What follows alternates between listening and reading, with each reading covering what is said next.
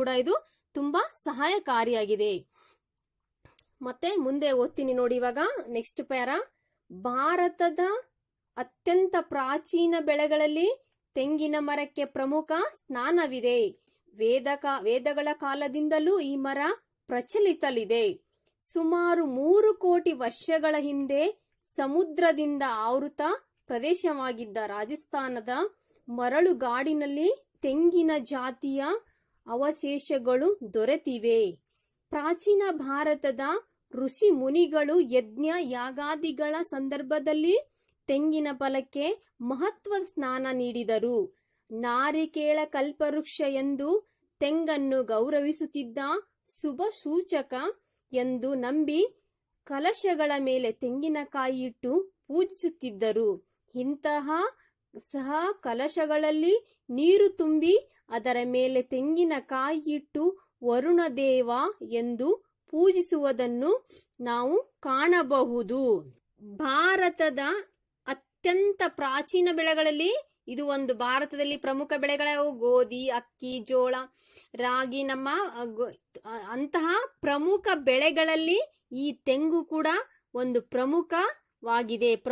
ಈ ತೆಂಗಿನ ಮರಕ್ಕೆ ಪ್ರಮುಖವಾದಂತ ಸ್ಥಾನವಿದೆ. ಅಡಕೆ, ತೆಂಗು, ಹೀಗೆ ಅಂತಹ ಬೆಳೆಗಳಲ್ಲಿ ಈ ತೆಂಗು ಕೂಡ ಒಂದಾಗಿದೆ.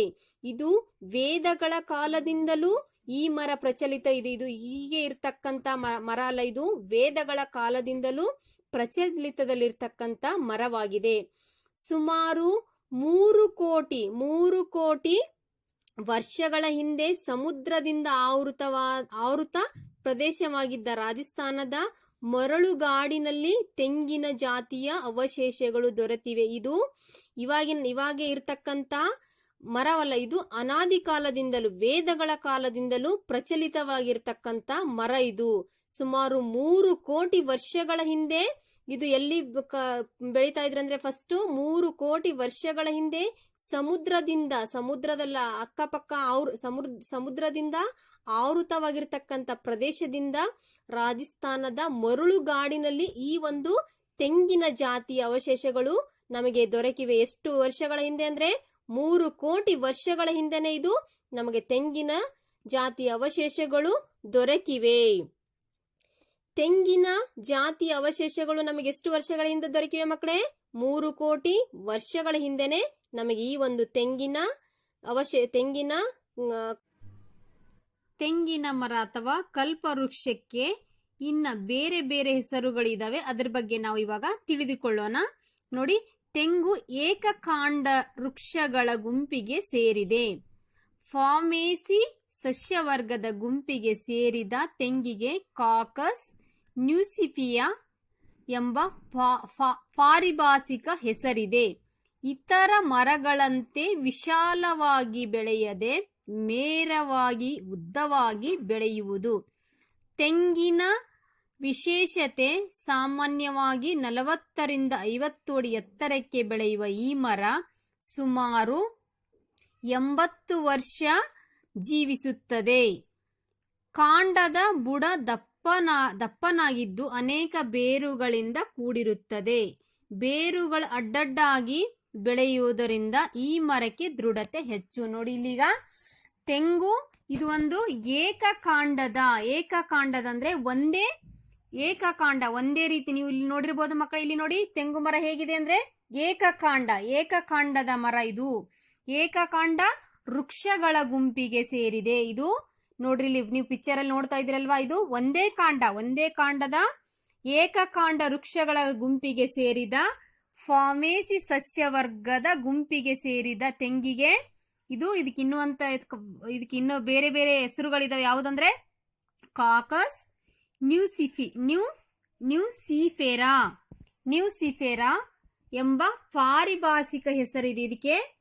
ತೆಂಗಿನ ಮರಕ್ಕೆ ಫಾಮೇಸಿ ಸಸ್ಯವರ್ಗಕ್ಕೆ ಸೇರಿದ ಗುಂಪಿಗೆ ತೆಂಗಿಗೆ ಇನ್ನೊಂದು ಹೆಸರೇನಿದೆ, ಕಾಕಸ್ ನ್ಯೂಸಿಫೆರಾ ಎಂಬ ಪಾರಿಭಾಷಿಕ ಹೆಸರಿದೆ. ಇತರ ಮರಗಳಂತೆ ಇದು ವಿಶಾಲವಾಗಿ ಬೆಳೆದು, ಇತರ ಮರಗಳೇನಿರ್ತಾವೆ ನೀವು ನೋಡಿರ್ಬೋದು, ಬೇವಿನ ಮರ, ಮಾವಿನ ಮರ, ಆಲದ ಮರ, ಇವು ವಿಶಾಲವಾಗಿ ಬೆಳೀತವೆ. ಆದ್ರೆ ಇವು ಎತ್ತರವಾಗಿ ಬೆಳೆಯುವುದಿಲ್ಲ, ನೇರವಾಗಿ ಬೆಳೆಯುವುದಿಲ್ಲ. ಆದ್ರೆ ತೆಂಗು ಇದು ನೇರವಾಗಿ ಉದ್ದವಾಗಿ ಬೆಳೆಯುತ್ತದೆ. ಇದು ನೇರವಾಗಿ ಉದ್ದವಾಗಿ ಬೆಳೆಯುತ್ತದೆ. ತೆಂಗಿನ ವಿಶೇಷತೆ, ಇದು ನೇರವಾಗಿ ಬೆಳೆಯುವುದು ತೆಂಗಿನ ಒಂದು ವಿಶೇಷತೆ. ಇದು ಎಷ್ಟು ಅಡಿ ಇರುತ್ತದೆ ನೋಡಿ ಮಕ್ಕಳೇ, ಸುಮಾರು ಸಾಮಾನ್ಯವಾಗಿ 40ರಿಂದ 50 ಅಡಿ ಎತ್ತರಕ್ಕೆ ಬೆಳೆಯುತ್ತದೆ. ಎಷ್ಟು?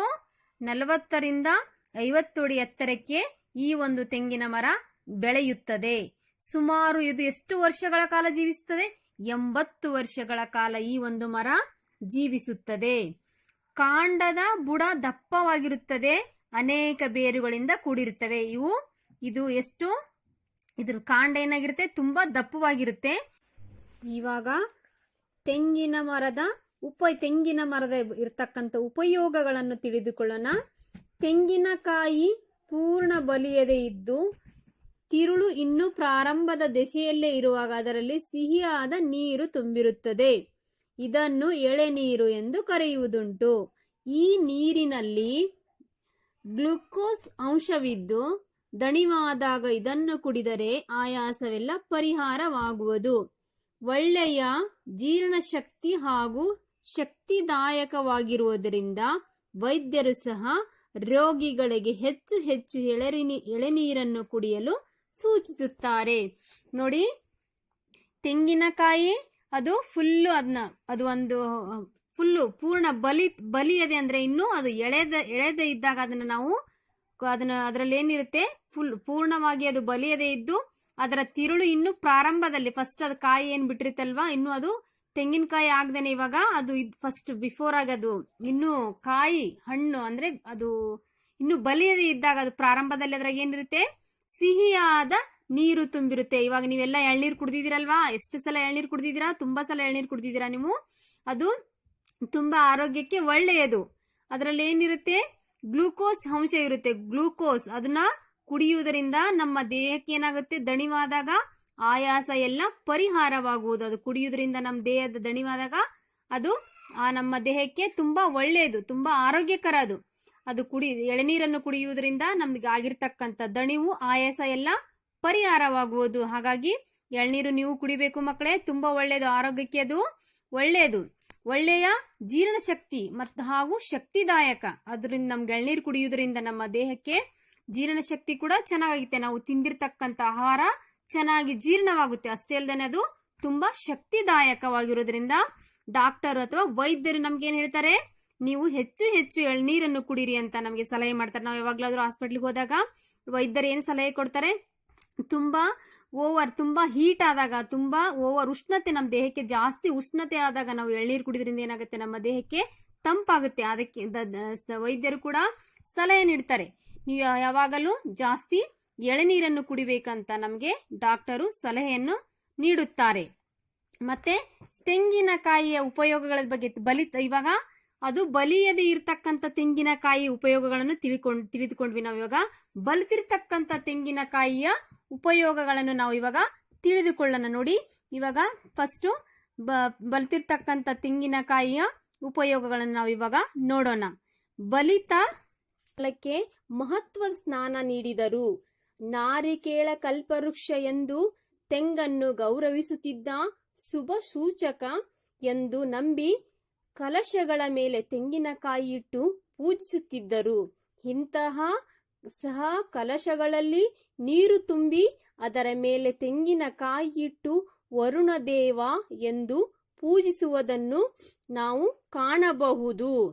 ಭಾರತದ ಅತ್ಯಂತ ಪ್ರಾಚೀನ ಬೆಳೆಗಳಲ್ಲಿ ಇದು ಒಂದು. ಭಾರತದಲ್ಲಿ ಪ್ರಮುಖ ಬೆಳೆಗಳು ಗೋಧಿ, ಅಕ್ಕಿ, ಜೋಳ, ರಾಗಿ. ನಮ್ಮ ಅಂತಹ ಪ್ರಮುಖ ಬೆಳೆಗಳಲ್ಲಿ ಈ ತೆಂಗು ಕೂಡ ಒಂದು ಪ್ರಮುಖವಾಗಿದೆ. ಈ ತೆಂಗಿನ ಮರಕ್ಕೆ ಪ್ರಮುಖವಾದಂತ ಸ್ಥಾನವಿದೆ. ಅಡಕೆ, ತೆಂಗು, ಹೀಗೆ ಅಂತಹ ಬೆಳೆಗಳಲ್ಲಿ ಈ ತೆಂಗು ಕೂಡ ಒಂದಾಗಿದೆ. ಇದು ವೇದಗಳ ಕಾಲದಿಂದಲೂ ಈ ಮರ ಪ್ರಚಲಿತ ಇದೆ. ಇದು ಹೀಗೆ ಇರ್ತಕ್ಕಂತ ಮರ ಅಲ್ಲ, ಇದು ವೇದಗಳ ಕಾಲದಿಂದಲೂ ಪ್ರಚಲಿತದಲ್ಲಿರ್ತಕ್ಕಂತ ಮರವಾಗಿದೆ.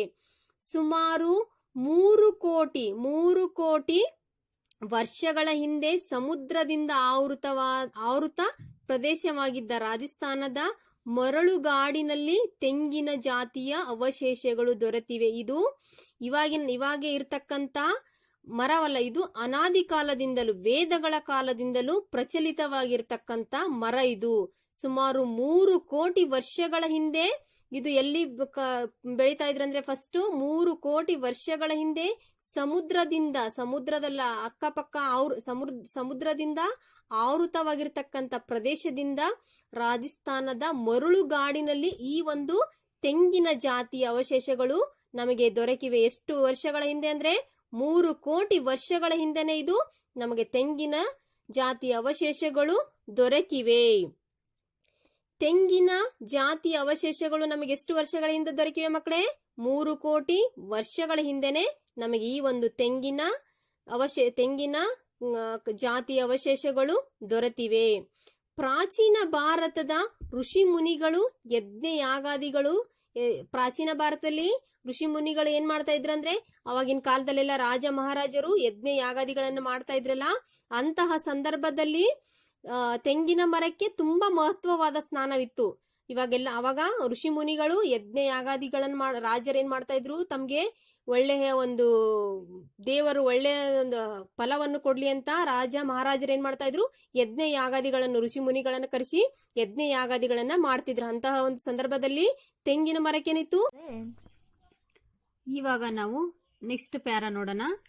ಈ ಒಂದು ತೆಂಗಿನ ಮರವನ್ನು ಯಾರು ಭೂಲೋಕಕ್ಕೆ ತಂದ್ರು ಅನ್ನೋದ್ರ ಬಗ್ಗೆ ಈ ಒಂದರ ಮೂಲಕ ನಾವು ಈ ಒಂದು ಪ್ಯಾರಾದ ಮೂಲಕ ನಾವು ತಿಳ್ಕೊಳ್ಳೋಣ. ನೋಡಿ, ನಾನು ಓದ್ತೀನಿ ಇವಾಗ ಫಸ್ಟ್. ಪರಶುರಾಮನು ದೇವಲೋಕದಿಂದ ಈ ವೃಕ್ಷವನ್ನು ತಂದು ಭೂಲೋಕದ ಜನರಿಗೆ ನೀಡಿದನೆಂಬ ದಂತಕಥೆ ಇದೆ.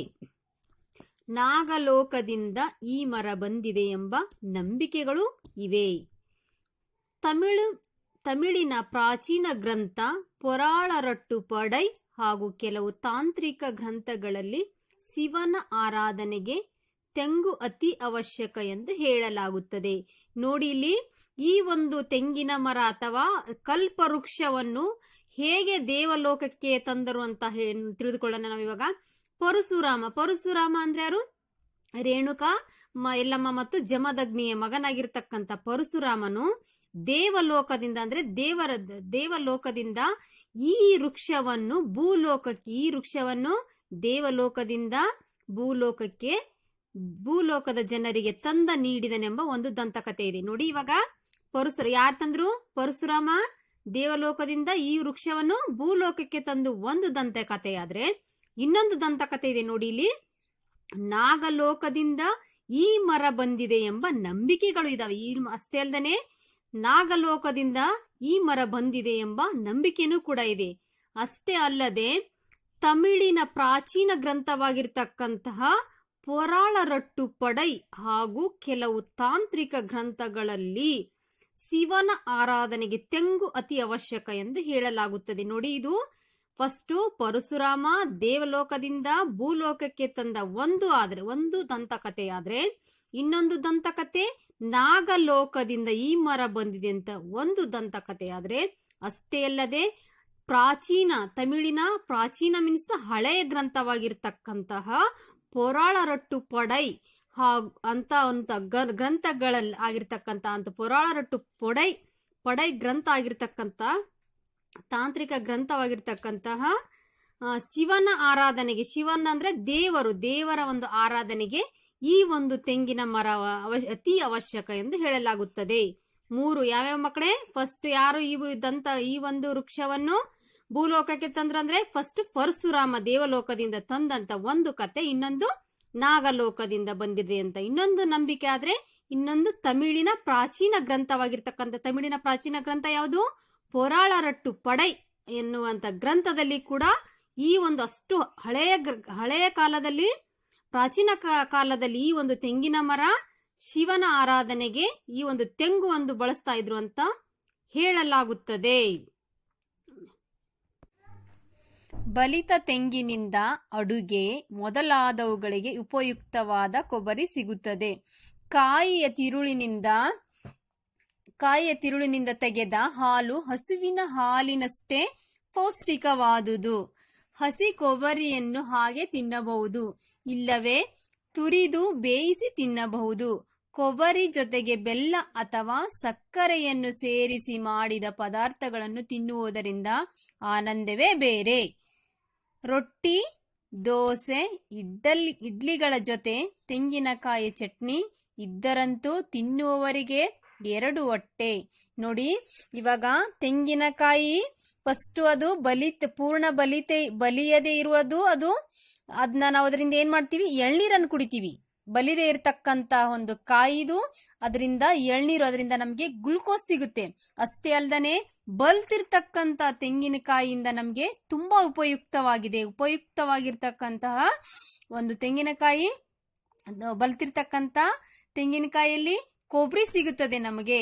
ತೆಂಗಿನಕಾಯಿಯ ತಿರುಳಿನಿಂದ ತೆಗೆದ ಹಾಲು, ಆದ್ರೆ ನಾವು ಅದನ್ನ ತೆಂಗಿನಕಾಯಿಯನ್ನ ಮಿಕ್ಸಿಗೆ ಹಾಕ್ಬಿಟ್ಟು ಅದರ ಹಾಲು ತೆಗೆದ್ರೆ ಅದು ಹಾಲು ಎಷ್ಟಿರುತ್ತೆ ಅಂದ್ರೆ ತುಂಬಾ ಹಸುವಿನ ಹಾಲಿನಷ್ಟೇ ಪೌಷ್ಟಿಕವಾಗಿರ್ತದೆ. ಇವಾಗ ಹಸುವಿನ ಹಾಲು ಎಷ್ಟು ಪೌಷ್ಟಿಕವಾಗಿದೆ, ಹಾಗೆ ಈ ಒಂದು ತೆಂಗಿನಕಾಯಿ ಹಾಲನ್ನು ಕೂಡ ಅಷ್ಟೇ ಪೌಷ್ಟಿಕವಾಗಿದೆ. ಹಸಿ ಕೊಬ್ಬರಿಯನ್ನು ಹಾಗೆ ತಿನ್ಬಹುದು. ಕೊಬ್ಬರಿ ನೀವೆಲ್ಲ ತಿಂದಿದ್ದೀರಲ್ವಾ, ಹಸಿ ಕೊಬ್ಬರಿ ಎಷ್ಟು ಟೇಸ್ಟ್ ಆಗಿರುತ್ತಲ್ವಾ, ತುಂಬಾ ರುಚಿಕರವಾಗಿರುತ್ತದೆ. ಅದನ್ನ ನಾವು ಹಾಗೇನು ಕೂಡ ತಿನ್ಬಹುದು, ಇಲ್ಲವೇ ತುರಿದು ಬೇಯಿಸಿ ಕೂಡ ತಿನ್ಬಹುದು. ಹಸಿದು ತಿನ್ಬಹುದು, ಅದನ್ನ ತುರಿದು ಬಿಟ್ಟು ಬೇಯಿಸಿನೂ ಕೂಡ ನಾವು ತಿನ್ಬಹುದು. ಕೊಬ್ಬರಿ ಜೊತೆಗೆ ಬೆಲ್ಲ ಅಥವಾ ಸಕ್ಕರೆ ಸೇರಿಸಿ ಮಾಡಿದ ಪದಾರ್ಥಗಳು ತಿನ್ನುವುದರಿಂದ, ನೋಡಿ ಇವಾಗ ಬೇಕರಿಯಲ್ಲಿ ತುಂಬಾ ಐಟಮ್ಸ್ ಎಲ್ಲ ನಾವು ತಿಂತಿರ್ತೀವಿ. ಆಲ್ಮೋಸ್ಟ್ ಕೊಬ್ಬರಿಯಲ್ಲೇ ಮಾಡಿರ್ತಾರೆ. ಬಟ್ ಅಮ್ಮ ಮನೆಯಲ್ಲಿ ಕೂಡ ಮಾಡಿರ್ತಾರೆ, ನೋಡಿರ್ಬೋದು ನೀವು. ಕೊಬ್ಬರಿ ಹೋಳಿಗೆ, ಕೊಬ್ಬರಿ ಚಿನ್ನಿ, ಇದು ತುಂಬಾ ತುಂಬಾ ರುಚಿಕರವಾಗಿರುತ್ತದೆ. ಕೊಬ್ಬರಿ ಜೊತೆಗೆ ನಾವು ಬೆಲ್ಲ, ಅದ್ರ ಜೊತೆ ಕೊಬ್ಬರಿ ಜೊತೆಗೆ ಬೆಲ್ಲ ಅಥವಾ ಸಕ್ಕರೆ ಸೇರಿಸಿ ನಾವು ಕೊಬ್ಬರಿ ಕಡುಬು ಮಾಡ್ತಾರೆ. ಕಡುಬು ಅದು ತುಂಬಾ ರುಚಿಯಾಗಿರುತ್ತೆ. ಅಂತ ಒಂದು ಪದಾರ್ಥಗಳು ತಿನ್ನೋಕೆ ತುಂಬಾ ರುಚಿಯಾಗಿರುತ್ತವೆ.